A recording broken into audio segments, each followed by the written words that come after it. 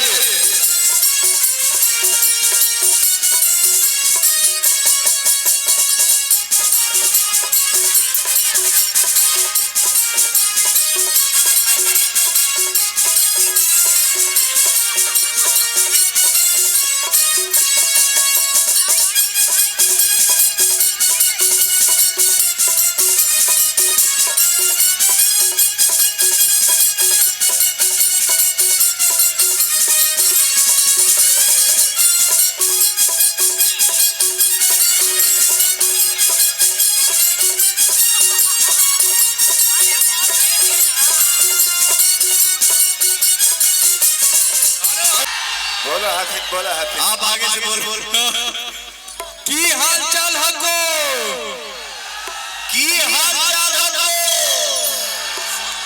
सबके प्रणाम करो सबके प्रणाम करो एगो ताली बजा के तनी आशीर्वाद दे हो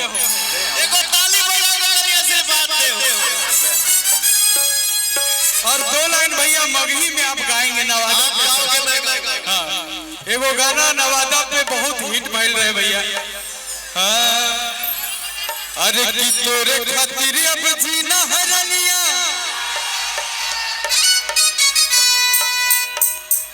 तोरे खातिर अब जीना है दुनिया तोरे खातिर अब मरना गे तोरे खातिर अब मरना चल बिहार नवादा घुमई बहु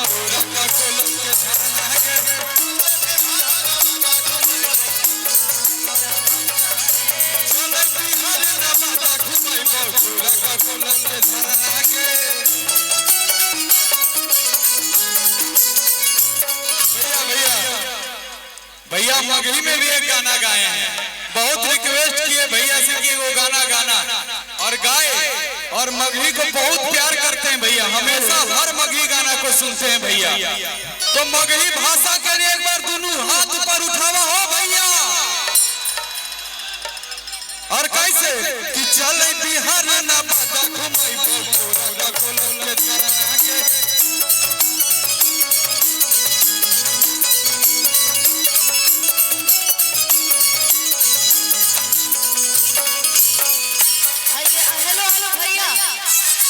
हेलो गुंजन भैया बॉस ने भी तो गाया है कि मेरा होने वाला है शादी अब मिलेगा नहीं आजादी कि मेरे लाइफ में अब मत आना न तो हो जाएगी बर्बादी कि अरे बोला हत्ता उतर भाई सीधे दाग जाइबो सीधे दाग जाइबो सेनुरा पड़े से पहले मारो से लेके भाग जाइबो सेनुरा पड़े से पहले मारो से लेके भाग जाइबो मेरा होने वाला है शादी अब मिल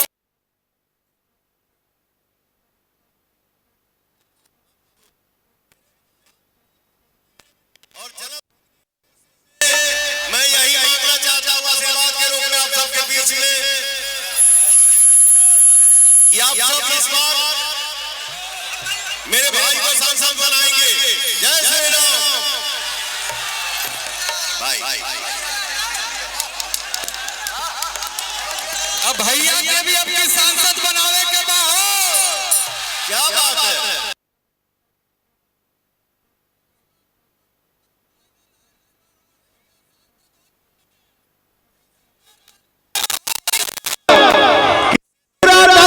पहिले मारो से लेके आगे जाई बोले सिरा डाले से पहिले मारो से लेके आगे जाई बोले।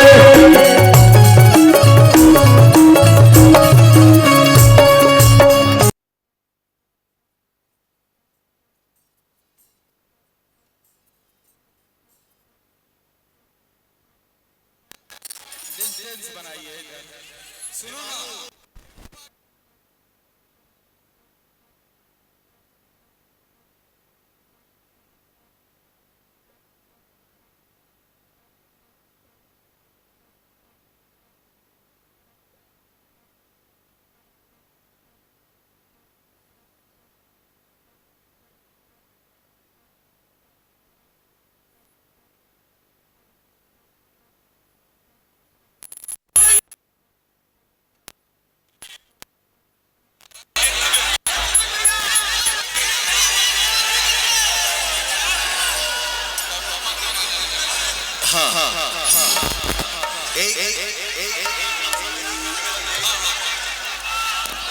मेरे भाई का जन्मदिन, मेरा भाई, मेरा प्यारा भाई, आपको जन्मदिन की ढेर सारी शुभकामनाएं। आप जीवन में हमेशा तरक्की करें और आपके दिल में जो जो ख्वाहिश है उसको भगवान, माता रानी और हमारी जनता सब पूर्ण करे। मेरी बात यही है कि मैं अपने भाई के जन्मदिन की खुशी में आया हूँ आप सबके बीच में। मैं यही चाहूंगा कि आप लोग मेरे भाई पे अपना आशीर्वाद, दुलार, प्यार हमें हमेशा बनाए रखिएगा। और हमारे बीच में दीपक भैया आए हुए हैं। दीपक सिंह जी, बिक्की जी, हमारे साले साहेब और मारू भाई सब इधर व्यवस्था किया है। और सारा लोग प्रेम प्लस जितने भी माफी गांव के हैं, बरसलीगंज के, नवादा के, सभी लोगों का इसमें योगदान है ये कार्यक्रम होने में। सब लोगों का प्यारा आशीर्वाद है। हो भैया, आप सब ऐसे ही प्यारा आशीर्वाद बनाए रखिए अपना भाई गुंजन सिंह पे, पवन सिंह पे, अनुपमा यादव पे, सभी पे एकदम ऐसे ही आशीर्वाद बनाए रखिए भैया। काहे से कि कुछ दिन बाद हमार भौजाई गई है भैया। कौन दिखाएगा मुन्ना भैया कि जैसन सोचले रहनी वैसन पियावा मोर बारे। ई हम नहीं की कहत, ई भौजाई कहत रे कि जैसन सोचले रहनी वैसन पियावा मोर बारे।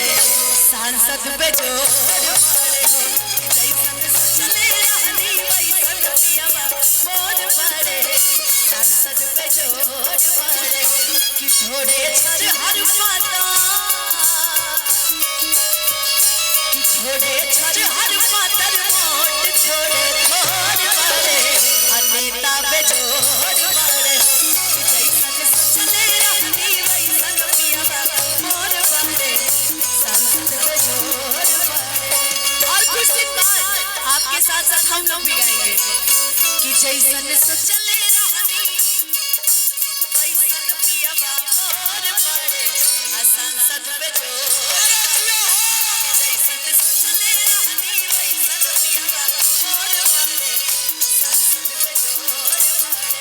अनुपमा एक लाइन कि जैसन सोचले रहनी, कि जैसन सोचले रहनी वैसन भैया मोर बारे। सांसद पे जोर बारे।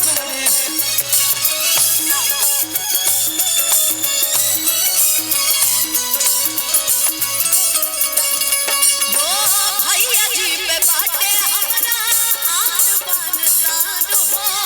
इन्हीं से बढ़ता हमारी के सम्मान हो।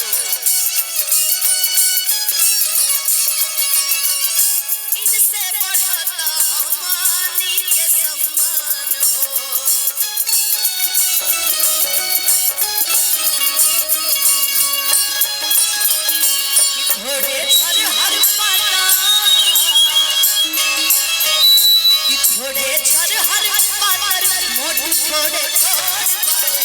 भैया आज हमारे बीच में एक नहीं दो स्टार खड़े हैं, तो इसलिए दोनों के लिए अरे सांसद पे जोर पड़े,